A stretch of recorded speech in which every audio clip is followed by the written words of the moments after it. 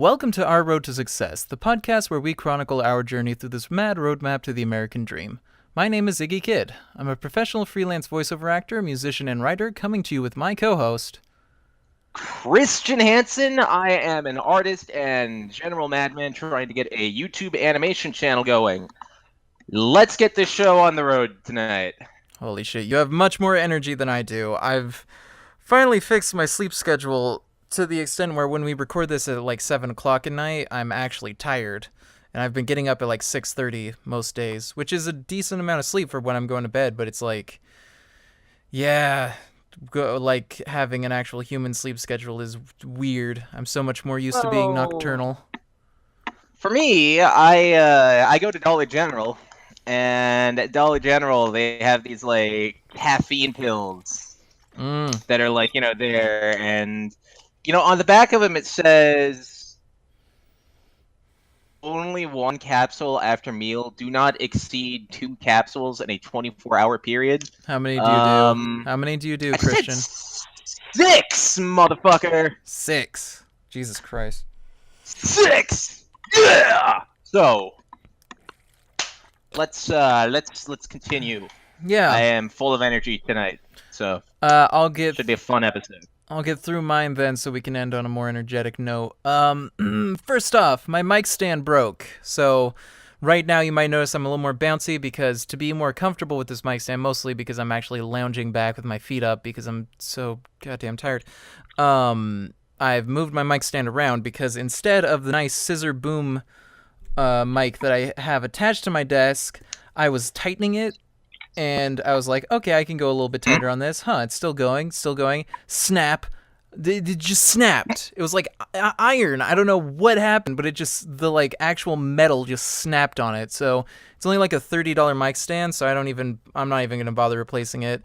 So instead I'm using this huge like on stage stand that I have that's meant for, being on stage, and the bottom is like huge, and considering this is like a 2.5 foot by 4 foot closet I'm in, it takes up a lot of real estate on the floor, but it works just fine. Like, I'm able to work it, I just have to be careful climbing in around this thing.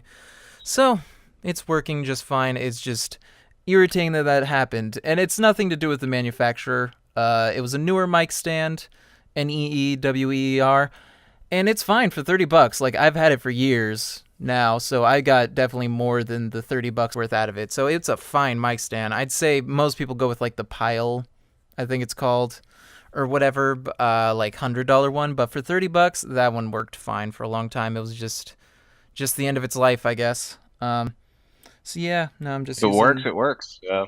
Just using a Samson MK10. Fortunately, it doesn't work anymore. Unfortunately. I still got no recording for the EP done, and that's mainly because I got 41 orders on Fiverr. That's 11 more than my goal was for this week. So I'd consider that a victory there, then. Yes, because right now, so my goal is eventually, my current goal is, my original goal was to make 500 a month, which I am already exceeding that now. My next goal here is to make $1,500 a month, which would mean that I'm making more than the $1,400 a month at my full-time security job I used to have. To accomplish that, at bare minimum, I need to be making, on average, 10 orders a day. Since the minimum is $5, most of my orders end up being in the $10 to $20 range in reality, but for safety, I'm going to say $10 orders on average per day. Right now, I have not gotten less than 5 orders a day for the past week since we last recorded, so I'm halfway there, like, demonstrably. So, everything's going good there. Creatively, bankrupt, but financially, doing well. Completely forgot about the comic outline and EIM, the Everything in Moderation script, again, because, creative just went by the wayside.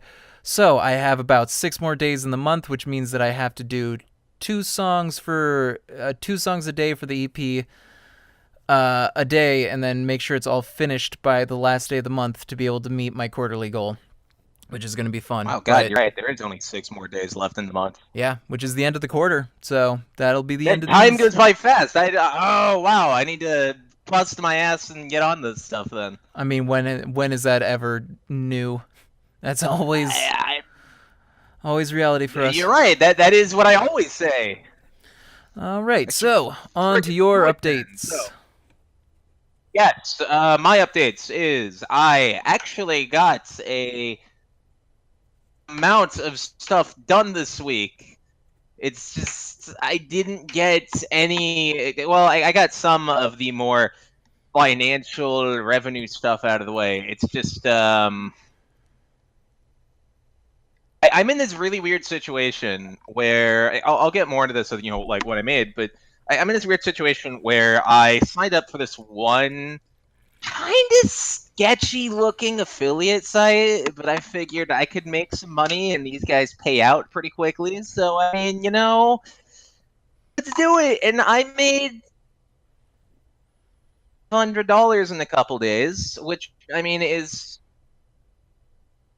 than what I need, but it is definitely, waking my up there. This particular affiliate thing doesn't even go to PayPal. Oh, that's concerning. It goes to some weird program called Payoneer. Oh, yeah. And Payoneer, it's a legitimate company. Yeah, Fiverr uses it too for their direct deposit stuff. Or is it direct deposit? I can't remember if it's direct deposit or if you get a card or something. I don't use Payoneer. I just go to PayPal, but Fiverr uses it, so I guess it's legit. Yeah, I mean, it's legit, and I understand why this affiliate company uses it. It's because it's a lot harder to scam. Not scam, but just like make some fake bullshit account with Payoneer. Oh, why is you that? have to provide like a lot of information and stuff about you. But like. Has yet to pay me. They said they were going to do that yesterday.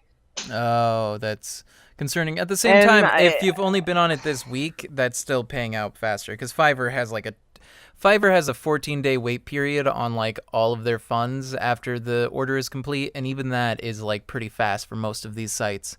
I know Voice Bunny has like a 30-day wait period. Yeah, and that's one of the big issues for me personally I have with not just like doing like stupid online work, but like even if I were to go like outside and get like a fucking job at like the thing is for the stuff I am doing, I need the money like immediately pronto, like not even like a fucking week wait period. Like, give me that shit now. Oh, I feel you. Like, that's my main thing with Fiverr right now is that I have like $600, almost $700, like that they owe me that I'm just waiting for them to pay out. But it's like it's just coming bit by bit, and it's so irritating. Like I've earned $700, and it's like. It's just taking weeks at a time for it to get to me. So I have less than like $100 in my bank, but I have like 700 coming to me. I have like 50 that cleared today that I'm going to have to move over to my account, which actually update on the PayPal situation because PayPal for most freelancers, which we are, for most freelancers, PayPal is pretty much the only way to go. You got to use that invoice option. You got to use that in some way. But for Fiverr, I use PayPal. It goes to Fiverr takes a 20% cut, then PayPal takes their cut. So I end up getting less than like $4 for every $5 that I earn. But it's the best way that I can manage it. But here's the thing. PayPal, right now, when I get my stuff sent to PayPal, it takes about 1 business day to go to my bank. Then I got a notification of their new terms of service that they've got coming soon.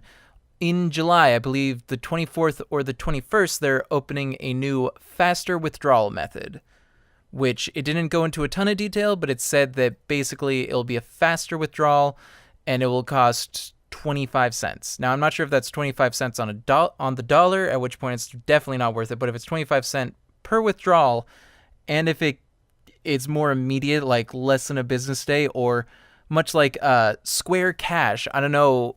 I'm surprised more people don't use this, but the app for the Square like reader, you can use it even if you don't have Square, and it's 1,000 times easier for sending money between people. Like, it's immediate. If you send somebody money through Square, you don't have to worry about PayPal nonsense. Like, you send it and it's immediately over to them, and they can either have it the one business day, or they can pay like 1% of the money, so like 1 cent per dollar, and have it immediately in their bank. So like within like 5 minutes, you can have money from one person's bank account over to another. Like, it's so convenient. I don't know why people use it. And if this That's insanely convenient. Jeez. Yeah, if this new faster withdrawal thing from PayPal works like that, I'm really gonna have no more problems with PayPal at all. Like, it'll be perfect. Like, that's really the only qualm I have, is that wait time, because I already have to wait for friggin' Fiverr for 2 weeks. I don't want to wait an extra day on top of that. Well, like, from everything I've seen with PayPal, it's like the only way you can actually like do like a fast withdrawal of your money from PayPal is if you get like one of their debit cards, and then you go to like 7-Eleven or something like that, and like you actually just click the cash back button. I'm sure you can do it at an ATM as well. I've never tried it at an ATM, but it's the only way to do it, and that's fine. But it sucks if you're, say, trying to transfer it directly to a bank or something like that, and it really sucks if, say, like, some ridiculous, like, just withdrawal fee for an ATM. I mean, like, PayPal is just this ridiculous situation where it's a bank. It is, but for all intents and purposes, it is a bank. But they have fought tooth and nail for years to not be classified as a bank, because then you got to follow regulations. It's the Uber situation. It's like, we don't want to have to follow regulations, so we're just not gonna. So that's with PayPal. It's like, PayPal's a freaking bank, but they're just like, no, we're not a bank, because then they'd have to deal with all this other nonsense. But it's just a bank at this point, and it would be nice if it just functioned like a freaking bank instead of having to deal with all this other nonsense. Anyways, I agree with you. I agree with you there. So enough about the financials talk. Let's talk about the financial talk with how much money we actually made since the last episode. So last time I kind of lost track of how much I made per the week, so I just gave you a total. From now on, I'm going to be keeping a running total so that doesn't happen again. So since our last episode, I made $260 in completed orders on Fiverr, and I have $120 in active orders. So once those active orders are completed, which happens automatically after 3 days, or it can be done by the buyer if they don't need any revisions or anything, I'll get another 120 on top of that. Surprisingly, Voice Bunny was actually really cool this week, and I was actually able to get one of my auditions in, because the thing is, they always send it at the weirdest times. It's like 3 a.m., midnight. It's just like all these random times. It'll be like nothing for like 3 days, and it's only 12 auditions in like 10 minutes. It's absurd, and I hate it when it does that. But it was pretty cool. I actually got a contest for a backup, and I sent in the audition, immediately won it, and then sent in the thing. It was immediately marked as complete, so that's another $41.78 coming through on Voice Bunny. So that's good. That's the one thing about Voice Bunny, is if I could get some actual work on there, it pays a lot better than Fiverr. But the thing is, with just the weird way they structure it, it's really difficult to actually catch any of the auditions. And that's coming from me, where literally I live, like, my fucking studio is in my house. Like, I live at my studio, basically. I'm able to come in and do an audition within 60 seconds of receiving it, and even I can barely catch them, like, 25%, like, only 25% of the time, if that. So, like, yeah, I don't know how anybody is able to manage making money on Voice Bunny. It's still a better site than voice acting forums. Oh, God, yeah. Freeforum.com. God, yeah. So I actually love going on that site, just to see like the kind of weird, goofy, like, I want someone to voice act for my Sonic the Hedgehog OC RPG Final Fantasy game. Yep. Newgrounds.com. I can promise it'll be on the front page. Oh, Oh, joy! The front page of Nothing Newgrounds, worthy on such a vaunted position. It is better than an Oscar could get. Mm. .com. Said by someone who has never got on the front page of Newgrounds.com. Even the people like the Newgrounds elite don't see it as anything worthwhile. They're like, yeah, It's whatever. really nice. I mean, it's like, first off, I want to say I'm not a Newgrounds person. I'm not in that ecosystem. But there's this one time, just to like pull a stupid prank, me and a bunch of people, we just like, there's this one really crappy animation, and we thought it was funny, so we kept making like a bunch of fake Newgrounds accounts and kept rating it like 5 stars. And just we got it on the front page, and not only did we get it on the front page, we got it as like the highest rated of the day. And for even added effect, I think it like beat out like a Harry Partridge cartoon or something. Holy crap! I haven't caught up with Harry Partridge in forever. I don't even know what he was up to these days. But what's so funny about us doing this is like the guy was so happy, and he went in a Skype chat being like, "Yeah, I'm so happy, I'm so happy." And then this one asshole who was with our little prank, he decided to be all like, "You stupid idiot! We just rated it 5 stars a billion times." And like that's an asshole thing to admit to. Whole thing is the person whose video we like put up there, he was all like, "What stupid ass motherfucker would spend the time to do that? 4 hours to do." And he was right, it did take like 4 hours. God. So Are you proud of yourself, Christian? I am very proud of myself. My parents are proud of me. My I find that hard to family is believe. proud of me. My girlfriend is proud of. Well, actually, I don't have a girlfriend right now, but I'm sure she would be proud of me. So, yes, indeed. I guess it's my time to talk about financial stuff now. Let's get into it. What do you got for us? Yes. Like $500. I see. Iggy here does voice acting work. I technically do animation work, but I'm trying to get my own YouTube channel up and going. And I'm trying to do things a little more unique than a lot of the ways people do this.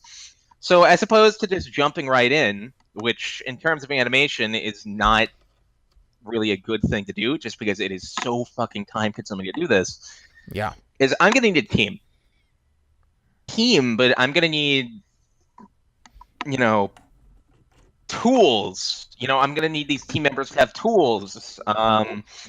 Because I'm going to be trying to do mocap with a lot of this to like save time.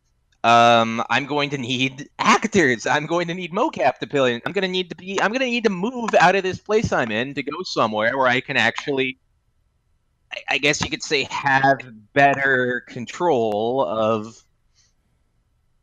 And for me to do that, unfortunately, not jump right in as an animator because animators don't make shit. Like even if you work like a union job or something like that, like the amount of time and effort that you spend in something, it's not gonna get you to the place where I want to be, where I want to be able to like fund and produce my own stuff. So I know a lot about sales. I know a lot about salesmanship. I know a lot about business. I know a lot about this. Right. So I need to bust my ass and sell some shit. Which is funny because I know exactly how to do it, but I've just, up until very recently, I just didn't do it for one reason or another. Mainly because I got so used to not doing shit that I kind of just fell into that trap of not doing shit just because you get complacent. But now that I'm out of it, I'm in this weird situation where like I need to find something to sell, but I don't know what. So I mentioned earlier that I found an affiliate site. Right. This is kind of what happened. I found an affiliate site. They wanted me to place some really shitty like adult ads places. It was crappy, but I was figuring, like, it's quick. These people say they're going to pay quickly. It'll be good. They don't pay via PayPal, but Payoneer is a perfectly legit company. Yeah. And I was like, hey, this should work. The thing is I do it, and then they don't pay me. Now I'm gonna give it a week before I say, I'm not gonna get the money. But like right now, that $500 I earn doesn't look like it's gonna be getting me anywhere, so to speak. So I'm in this weird thing where it's 50-50. I might have earned $500 or I might have earned $0. Right. Next week we'll have a better understanding of this situation. But I need to really just start. I'll talk more about this about like in my weekly goals and stuff like that. But I need to really start busting my ass. As absolutely ludicrous and insane as this is going to sound, if you consider yourself a salesman in fucking anything and you're not making at least $1,000 a day, you're not a salesman. Yeah, makes sense.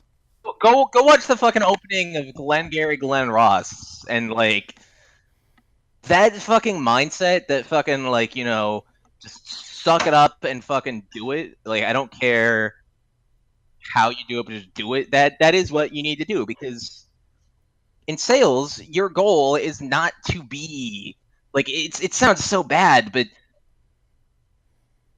someone to just sign their name and close the fucking sale. Yeah. And that's doable. It's not as hard as people make it out to be, but it requires you, or in this case me, to put my fucking foot down and actually do it, to stop being a little loser and do it. And that has been my big issue the past 2, 3, how many years I've been doing this, where, yes, I've been depressed. Yes, I've had like suicidal. Yes, I've been in some really crappy situations. Yes, I've had people outright try to kill me, like my ex-girlfriend who tried to slit my throat with a knife while I slept. A good reason I'm not together with her anymore. But like, none of those excuse the fact that with the kind of stuff that I know and the kind of training I've actually got, it's pretty fucking easy. Yeah, so I mean, shit. Look at me with Fiverr. Like, seriously, I'm seeing so many people on Fiverr, and like, I started actually contributing to the community because I don't know. I got bored. 1 and 2. The only way to move from level 2 up any higher is to become a member of the community and stuff, which is nebulous, and it really just comes down to like board of whoever deciding nonsense. I don't know. It's probably not going to happen. That's just how it is. Whatever. But it's like I started like making forum posts and stuff, and one of the ones I made was like, do you see buyers not willing to negotiate? Because I've gotten that a lot, and it's very interesting to me. Like I had the one audiobook offer where it was like, hey, we want you to record an audiobook for I don't know how many words, but it was basically going to be like 5+ hours of work. And a pretty standard rate for five hours of work is about $1,600 to $2,000. Like, that's a shitload of work for a voiceover actor. Like, it would be so much to do with editing and recording and everything, and it would be such a wear. It's like, that's pretty standard. So I said $1,600. And it's like, I was expecting them to come back with a counteroffer because, like, I know you don't negotiate just the standard price, like the $5 thing. That's the thing, is like the $5 ones, I've ended up having to negotiate more because people are always trying to get more out of me. They're always trying to get extra. They're just like, oh, can you do 400 words? It's like, well, for $10, yeah. They're always trying to negotiate that, but then somebody comes in with a huge deal. It's like, yeah, we're talking serious money now, so this is going to be an actual negotiation. But no, I got no counteroffer. Nothing. Not on that or other things. The other day I had somebody, I gave them my offer, and they were like offended, and I had to explain to them, that is my offer. If it doesn't sound like what would sound fair to you. This is where you negotiate your price. Like, I don't know why it escapes it's pretty everybody on that dumb, site. And the thing is, when in the forum on the thread, it was like everybody was just like, I don't negotiate. I'd be offended if someone tried to negotiate with me. Or it's like, if you give them a high offer, you shouldn't give them a high offer. This is a professional site. It's like, what are you talking about? Like, how are any of you all the time? How do any of you know anything about freelancing as a business? And you're literally, not only do you not know negotiation, you don't even think it's necessary. You think that it's ridiculous to me. This like mindset. And this is one of the things that scares people away from sales or cold calling or really just everything else. People are scared to put that like extra effort in. Yeah, exactly. Whether it be even just simply, raising a question or call, it's because they're scared of some type of like rejection or some type of just anything that like, oh no, if I raise it they might judge me, they might yell at me, they might do this or that. And there are certain cases in life where that is the thing, where that is the case. But like, one of the things, like, it's so dumb, we get this in our heads where it's like, not gonna bother sending that application because I might get rejected, which has been, I remember the first job I applied to, that was the exact same thing going through my mind. I have a friend of mine, she is applying for a job at Disney, and that was the exact same thing going through her mind. Like, I might get rejected, I might say no. And even if that's the case, who cares? Who cares? Yeah, but, if I after think you put people that are more step in, scared. People are more scared, and it's cliche, but people are more scared of hearing yes, because it's like that's the thing. Is like there's no opportunity for the yes to happen if you don't make the risk of the no. Like that was the thing. The book I read on cold calling. My voice is very froggy at the moment.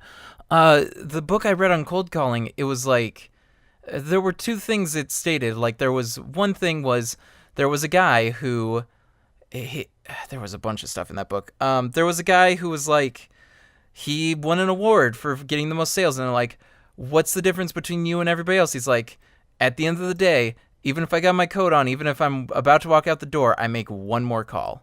No matter what, every day, just one more call. And that's all it took, was just one more. Then there was another bit about it where it was like, it was about an actual call this guy made where he called somebody and he was selling like training. And he talked to the guy, and the guy was immediately like, well, I'm about to start a meeting and we just bought training from someone else. So, we don't need it. And so the guy was like, well, I could have gotten disheartened here, but that would be stupid, because you know what just happened is the guy just told me he's interested in my product.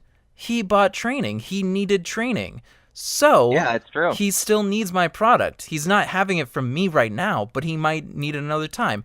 So what he did was all he needed to do was set up a meeting. That's all the point of a cold call is to set up a meeting or negotiation. So all he did was turn that no, I don't want to meet with you, to yes, I'll meet with you. Sure, he might not make a sale off of that, but that person is in his mind, and that person will probably make a sale in the future, or if not, it's fucking there. The main thing they point out is just everything works in thirds. 1/3 of people are going to say yes, no matter what. It's overgeneralization, but 1/3 of people are going to say yes no matter what. You don't even need to work them. 1/3 of people are going to say no matter what. Nothing you can do. It's that last third, the last third who aren't guaranteed either way. How good you are as a salesman is how much of that third you can get to say yes. That's your real proof right there. I really very wish I true. The title of that book. To bring this back to because in your case you're talking freelancing, it's the voice acting freelancing on Fiverr and stuff like that. Which is not even. This is the thing. I don't know. It might be a genetic thing, because my grandmother, she's run a nonprofit for like most of her life, and she doesn't know a thing about business. She actually told me like a couple years ago she went to a business class, and everything she saw in there was like, I knew all that. I just it all just was like came naturally to me. I just didn't know the words for it. That's all she was learning was the words for it. It's like maybe that's it. Maybe my family just has great business sense. But anytime I look at stuff with business, it's like, you're not telling me anything new. People keep showing, like, I talk to people on Fiverr who are like, how do you get going? Like, I've had people approach me, like, what's your success? And it's like, I don't know. Like, I've seen people, like, people's articles and everything they say is just stuff that's obvious. Like, be available, deliver quickly, have high quality stuff. Like, it's such obvious stuff. And it's bizarre to me that like people are like, this is such great information. It's like, well, it's just, I don't know. Am I crazy? Am I crazy for thinking that this stuff is just rote? Like this stuff is just so obvious to the point where business seems almost kind of stupid. It's really so obvious for the most part. It is. And, you know, like 80% of like really anything like in life is just showing up and actually doing it. I mean, and my own failures, which has been up until recently has been quite a lot. Most of it has been because I've just not been willing to, you know, and I wouldn't say I was willing, but I would say it's like, you know, I was scared.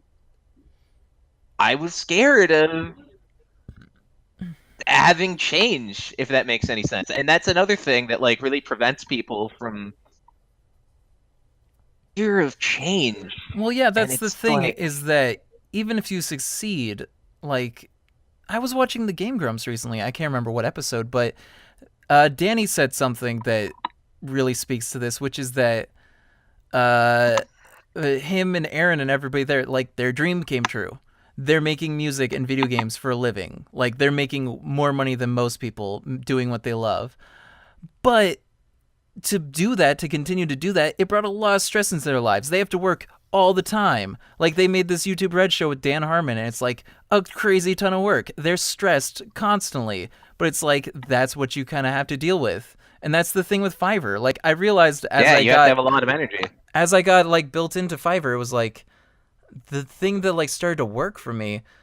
Like I spent like 4 months like here where it was like I literally my only focus was I needed to start getting going on freelancing, and it took me 4 months to actually get started because the entire time it's like I had no energy, and I realized I was just dreading having to do work.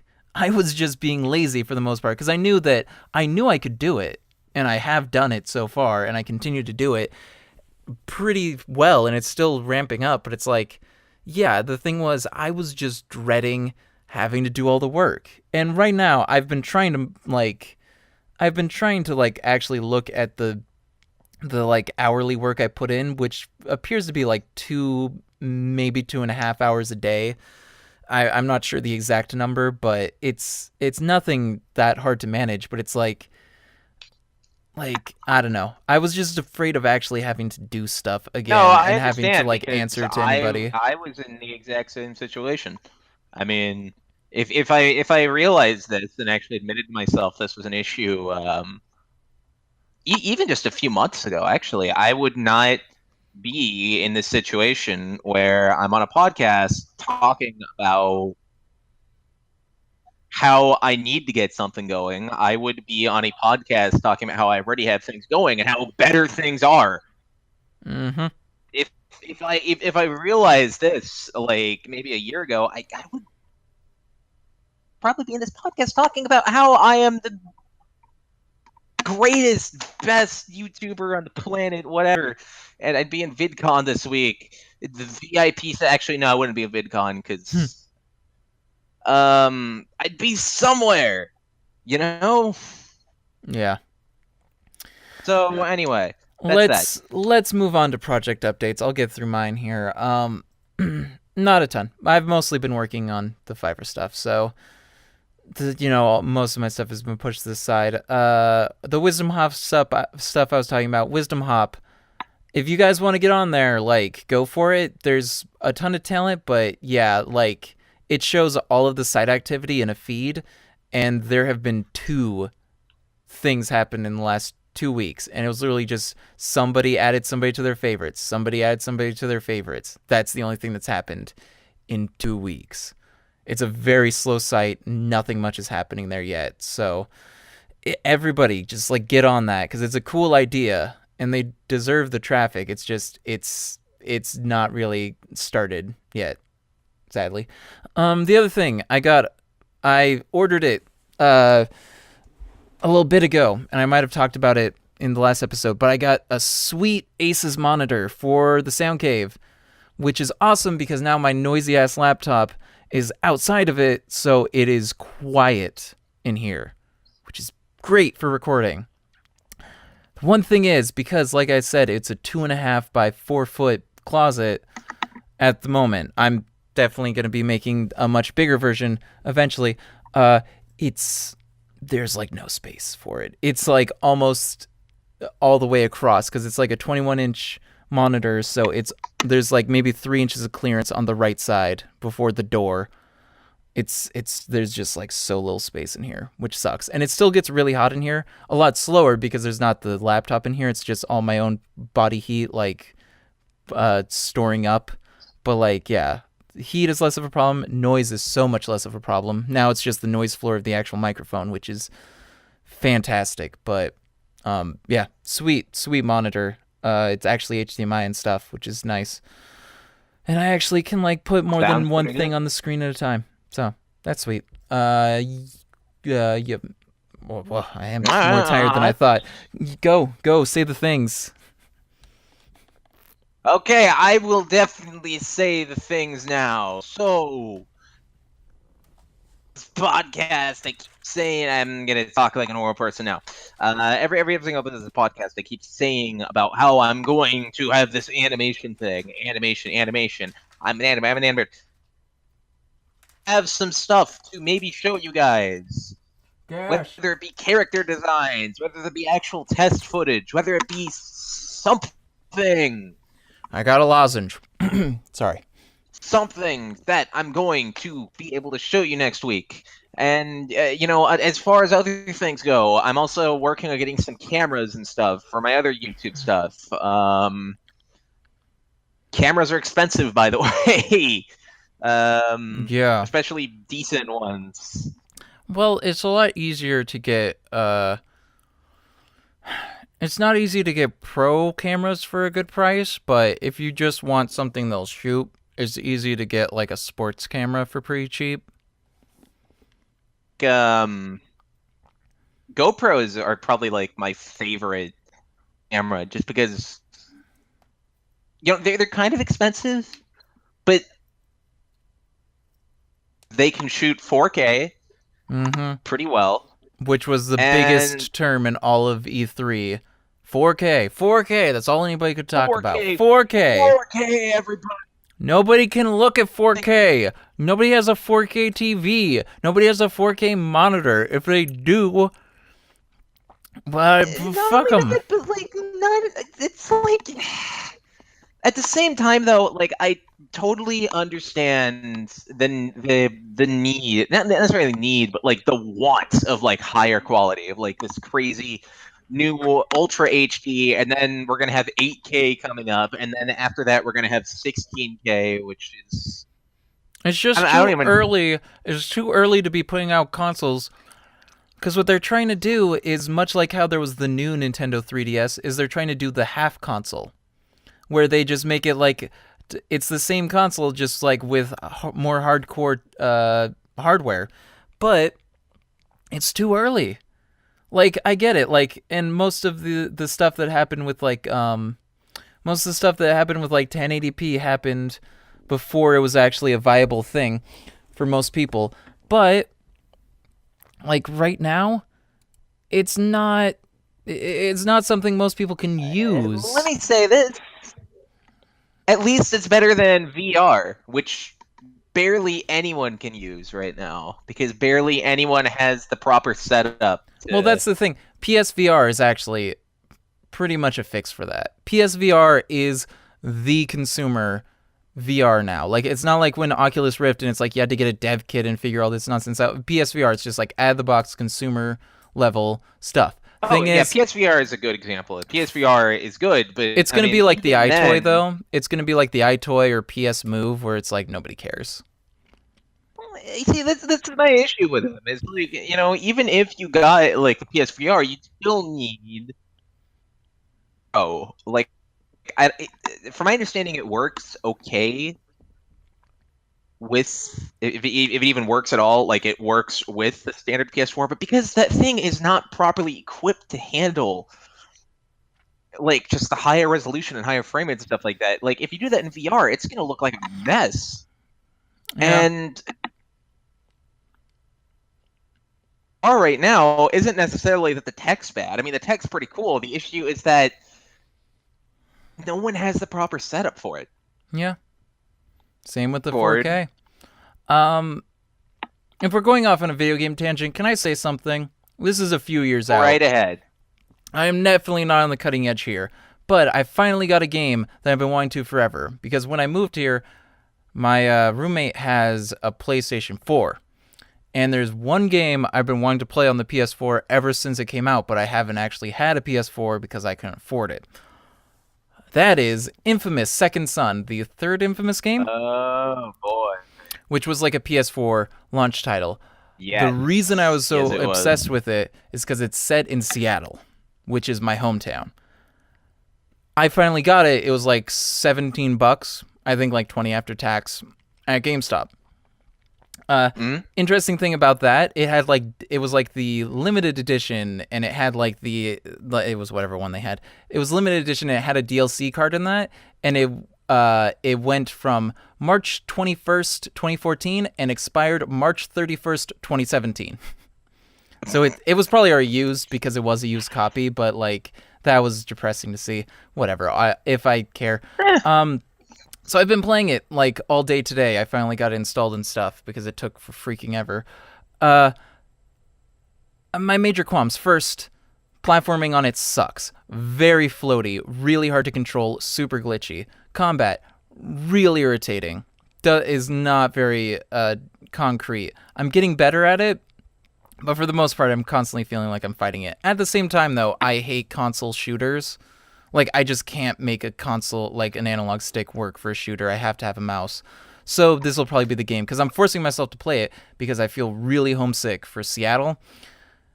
Second qualm, big one. It's not Seattle in the game. The thing is, if you've never been to Seattle, you'd think it's Seattle, because it has, like, the landmarks. It has, like, a fake Pike Place Market. It has the Space Needle. It has, like, all these things. It's not Seattle. Right, but this isn't going to be like Grand Theft Auto 5. You got like Space Needle, and then like literally at the foot of the Space Needle, Pacific Science Center. Excuse me, Pacific Science Center is like 5 football fields away from that in real life. And then the Market District where I worked at the Market District for like a year and a half at like the Starbucks, like right next to the original Starbucks, which is right outside of Pike Place Market. I'm trying to find it in the game because the map is all screwy. It's got like downtown. Downtown is like in a whole other like a half of the map than the Space Needle, even though the Space Needle is in downtown in Seattle Center. And like Denny Park is like right next to that, but it's nowhere near the Space Needle.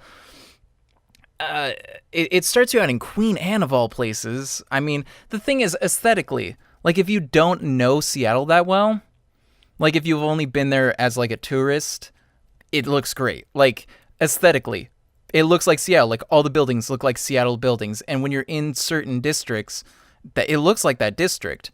It's just considering that I've lived in pretty much every district of Seattle and I've been like all over that city. The map is just nothing. It doesn't fit Seattle at all. And every moment I'm just like, oh, I know where I am right now. No, I don't. Why am I over here now? What? Stop this. Ooh. The main thing is I just want to find, because I used to work at the Starbucks literally 1 block away from the Pike Place Market sign with the clock, like the famous sign. So I'm trying to find that sign. I found an approximation of it, and I'm not sure. I'm pretty sure that's supposed to be it. but I'm trying to figure out like how they mush the streets around because I'm trying to just find that building if it's in there to just find it. But it's You want to know what this is reminding me of? It's reminding me of the exact opposite issue this one blogger had with Grand Theft Auto 5. Yeah. If you ever play Grand Theft Auto 5, like it technically takes place in the city of Los Santos, but it is pretty much just a like cut and paste Los Angeles. Yeah, just like Liberty City was New York. But you see, the big issue this blogger used to have is this person used to live in LA for most of their life, and it was like such a spot on LA that this person had like some serious qualms with like killing random people and just like in one of the very early missions you have to drive a car through a glass car dealership and then beat the living crap out of the owner. Right. This person lived in that he didn't live, he worked at that exact same car dealership. Oh. It was like, yeah, this is the opposite problem of what I'm having. I want to destroy my old work, but I can't find it. What I want to do is find I'm pretty sure it's not in there, but cuz it's like it's Seattle, but it's like looking at it, it's like this tiny town. You can go to the top of the Space Needle and see the entire town is like 50 blocks square, which is irritating. I want to find the U District, because that's where I lived for most of the time when I was there. I want to find the University of Washington. I want to find Frat Row, and I want to burn it down because I hate Frat Row. I lived in an abandoned sorority's basement for friggin' like 2 years. And the shit that went on Frat Row made me despise everyone who ever was near that crap. Like a freaking shootout there and like die. Yeah, I have friggin' smoke powers. I can't smoke out Frat Row. Failed. Terrible. Well, it kind of reminds me, God, this is gonna sound horrible, but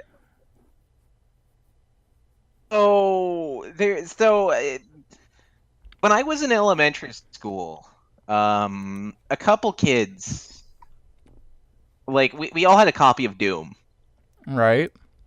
And it's so bad because I bring this up now, and I only realize how horrible this is now. But just like we didn't get inspiration from these people, but just like the Columbine shooters, we made maps of the school. Well, they didn't actually do that shit. That was just a rumor. Well, it was just a rumor, but I mean, like, I just bring it up now. I'm like, oh my god, whoa, I sound like I'm gonna be a mass shooter.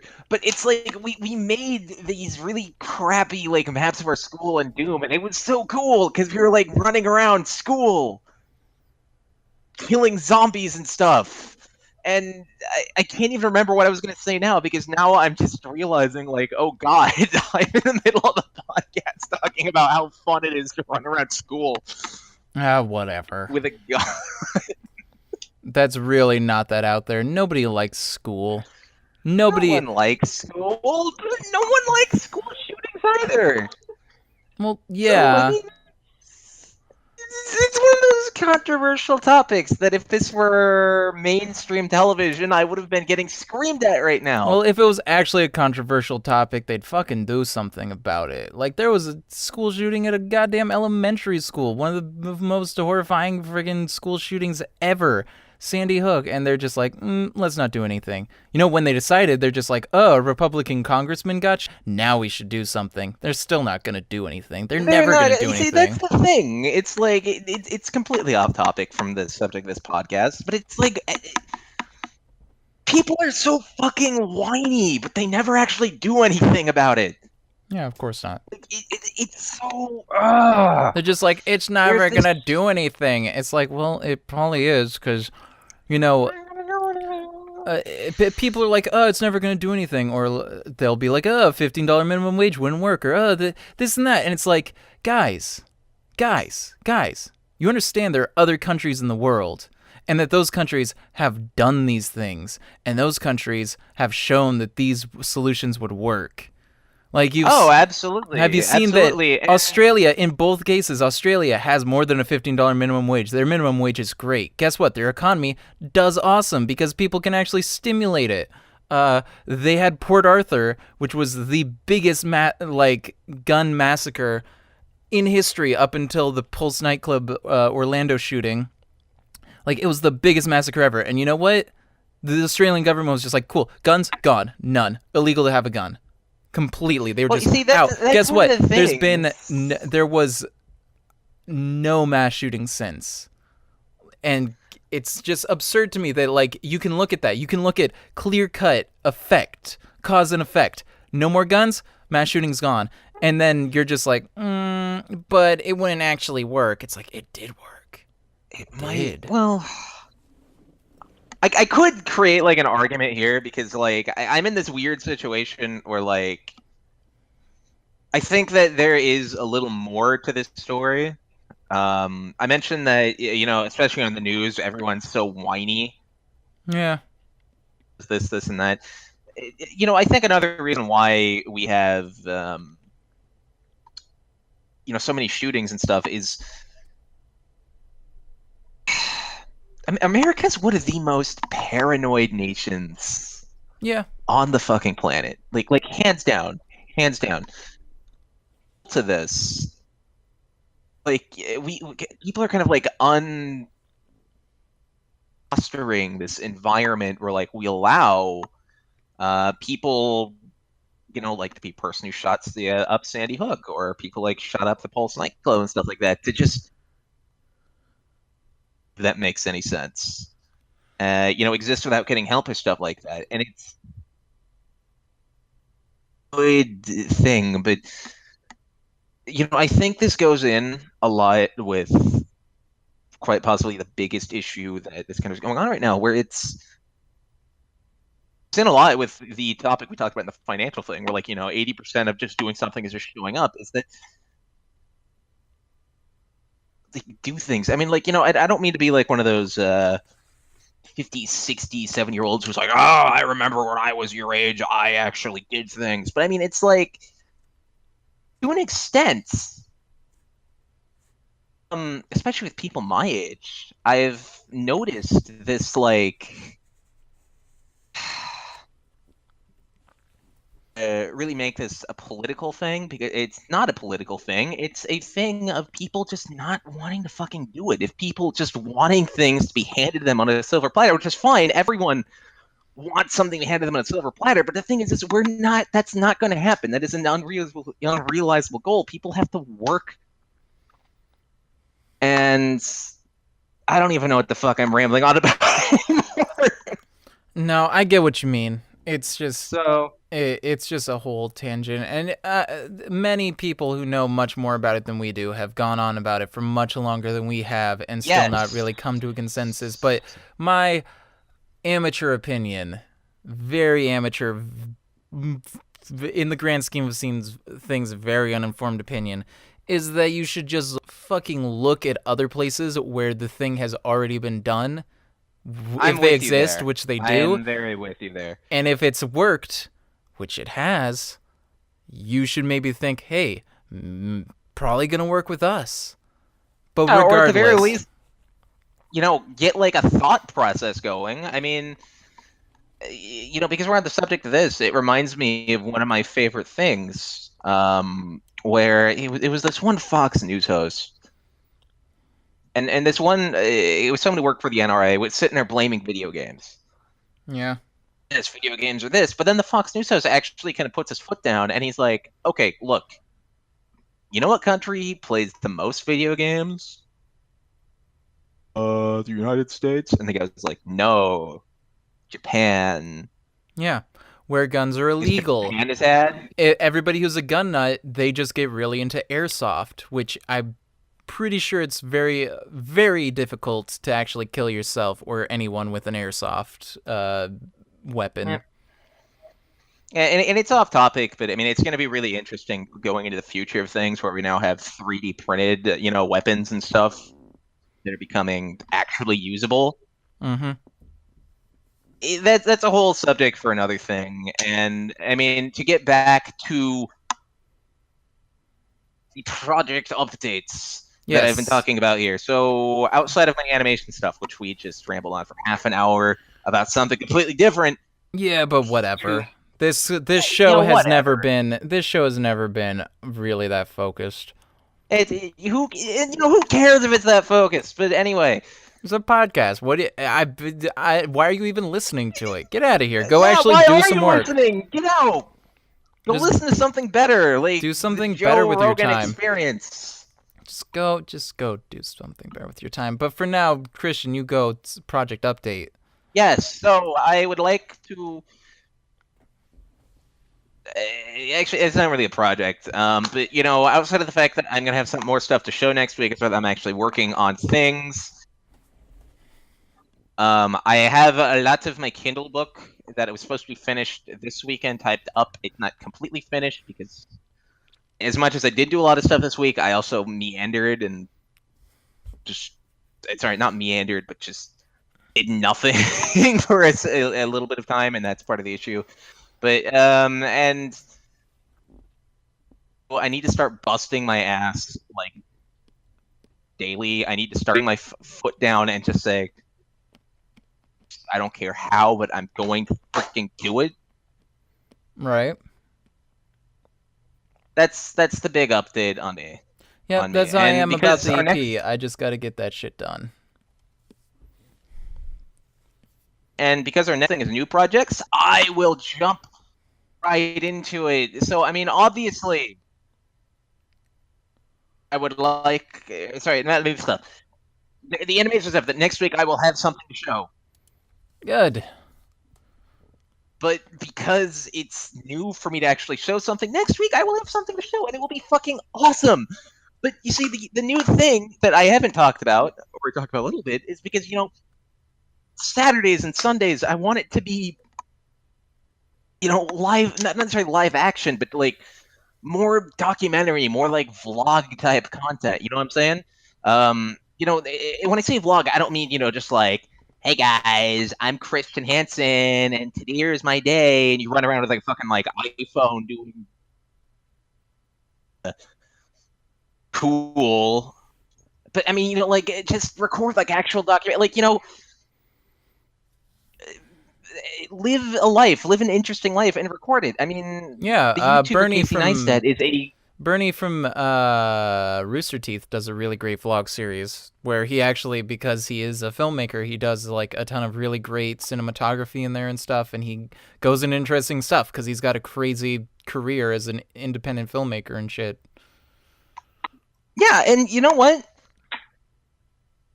They make the best videos because they don't start with this like they just don't just record. You know what I'm saying? Like they put actual thought and effort and heart into why they're going to record and like what they're going to record, as opposed to a typical vlogger like fucking Shane Dawson or something, where it's like, click iPhone. Okay, I'm recording. Doop doop doop doop doop doop doop. I will have to actually look up this person. I love vlogs that have like actual substance to them, Right. which unfortunately is very rare on Yeah. YouTube. But I will definitely have to do this. Yeah, I mean, and there's so many things in life that you can just record and make something good with. I mean, I play Pokemon Go a lot. You could make some pretty cool ass little documentaries about that. Go find some and interview some people who play it and play it with them. Maybe you have yourself a little challenge, get a couple people to help record, and then you could make a pretty solid little mini documentary about that. Yeah. I mean, honestly, like 20 minutes. I fucking love watching vlogs and stuff. Like people going like people like on music tours or at conventions and stuff, watching vlogs like that, just seeing the crazy nonsense. I like that stuff. I don't know. I like just like kind of pointless nonsense and just seeing a window into other people's lives, which is kind of the pretension. I'm with you there. I am really with you. It's just, I guess for me, I see a lot of these vloggers, and yes, they are recording but they're it's like they're almost putting on a face specifically for the camera, specifically for something specifically for like, oh, this will look really good on video, so let me actually do something different than jerk off to whatever like some of these YouTubers do, and it's no heart in it. You know what I'm saying? Mm-hmm. Like it's it makes me kind of sad. Reasons why I don't look at too many vloggers outside of like maybe I'll look up this guy you told me about, Yeah. but outside of that, the vlog thing. We have the esports thing that I'd like to do, and I told myself, fuck it. You have Evo, the big fighting game tournament that is going to actually broadcast on ESPN2 in Las Vegas in a couple weeks. Yep. I think I'm gonna go to that. All right. Fuck it. I mean, like I'm not necessarily like I don't have, I guess you could say, like as much experience playing the game. I've played a little bit of Street Fighter V. I haven't played a super lot, but the thing is ever since it came out, I've been kind of like analyzing the way everyone plays the game. Right. Like I've been sitting here and I've been like, okay, here's Daigo. He's very defensive, except in these cases where he's very offensive. And if you ever read The Art of War by Sun Tzu, it's Yep. War is all based on deception. Yeah. And it is. I mean, it's all about deceiving your opponent and then striking when they're deceived because they're not going to be defending properly. And that doesn't just apply to war, that applies to games as well, that applies to actual fighting, that applies to like everything. So I would love, and I'm going to go to that. And unfortunately, in order to do that, I'm going to have to be busting my ass regularly because this thing is in Las fucking Vegas. Mm-hmm. I'd say. So, and it's in 2 weeks, so I'd have to. No, fuck, I would totally fucking go there. So, your turn. I don't have any time for new stuff. I just been working for the most part. And it looks like it's actually kind of fun. Cuz like last week I realized I was looking on like I believe pretty close to when we did the show last week. I don't know if I mentioned it or not. I got moved up to the second page of Fiverr for voiceover. So like if you go to the voiceover and you go to the second page there, I'm there, and I was like on the bottom fold of the page, but now I've been moved up to like the third person on the second page. So with each move up, I'm getting more work, which is awesome, but also stressful because I don't have as much time to do other stuff. The thing, one step at a time. Yeah. The thing I'm hoping is that by the time we record this next week, I will be at the very least the last person on the first page, because as anybody who knows anything about SEO knows, first page is the only one that really matters.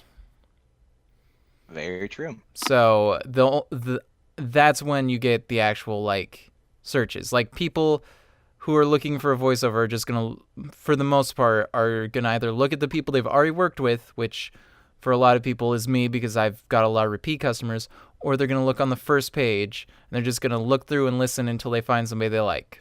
So that actually kind of reminds me of something in sales and cold calling. The first second important indicators of you as a salesman, because if you can't determine that you are a figure of authority, B,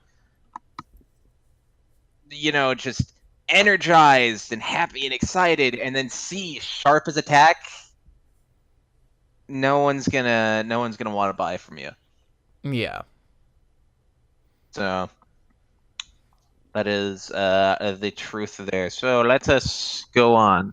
Yeah, so We're gonna skip the business focus for this week because we kind of already have gone into it, meandering here Yeah, and we there. really have. I mean, Yeah, we got into yours, and mine was kind of a throwaway because I didn't really have anything, so I'll probably use that for next week. So let's just move on to yep. future projects.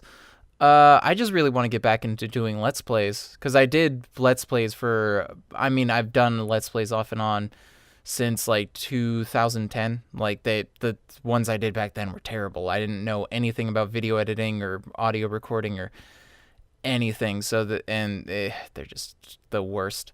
But yeah, I've done them off and on, and I know how to do them and how to edit them and stuff.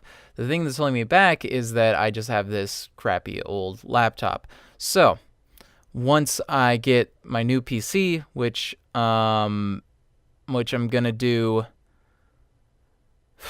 probably in like August, somewhere in there, because I'm not getting like a super expensive one, but my plan is I'm just gonna like record the game. I'm gonna record the game on the new PC, and then I'll just record my audio off of my laptop.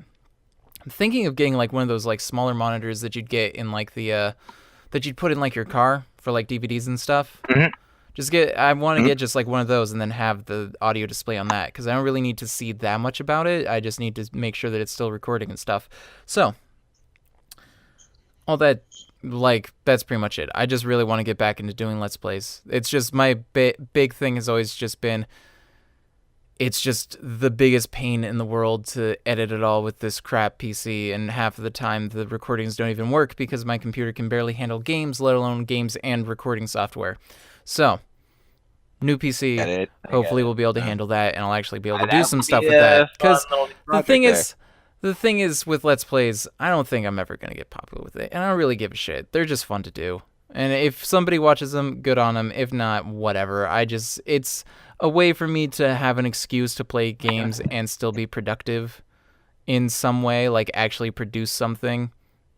I think it's stupid fluff content, but whatever. Some people will enjoy it, and I may as well put it out there for them because they're fun to make. Well, and they can be fun to watch too. So, I mean, even though you're not doing it to get famous, I mean, like, hell, just put it out there. You'll have someone watch it. Yeah, sure. And more Better power or to worse, you know. So, I mean, I'm not really sure what to say future project wise on my end, just because I'm such a describe myself. But of like, you know, I mentioned last week, you know, I want to have something at E3, as crazy as that sounds. You know, I think as far as future projects go, I think that, you know, for me, it really shouldn't necessarily be future projects as much as it should be kind of like a future mindset of just being able to be someone who's capable of, you know, making things, if that makes any sense. Even though that is like my quarterly goals. I mean, my quarterly goal is to get myself in order and doing stuff, but like, it really should be, you know, it shouldn't start with, you know, what I want to do, which should start with being someone who's capable of doing things. So anyway, let's go to the next one. Yeah, so going on to just our goals. So our quarterly goals, mine is still to release the Stovepipe EP, which, yeah, like I said, I have 1 week to do it. Our next episode is going to be on the 1st, so that will be the end of the quarter, so these all need to be done by next week. So, yeah, I'll have it done. I will definitely have it done, because it needs to be done before TrotCon so that I actually have something to promote when I do the set to make it worthwhile to actually be doing the set. Christian, your quarterly goal. I think I said in the last thing I said, it's just get myself in order, and it's not necessarily, you know, oh, get myself a stable employment or something. No, it's like literally just from being this like this lazy thing that just sits there and complains into being someone who's active and energized and energetic and stuff like that. A really good quote I heard not too long ago was from a woman. I can't remember her name, but she ran away from home at like age 15, faked an ID, and got like a job at a prestigious DNA lab at like age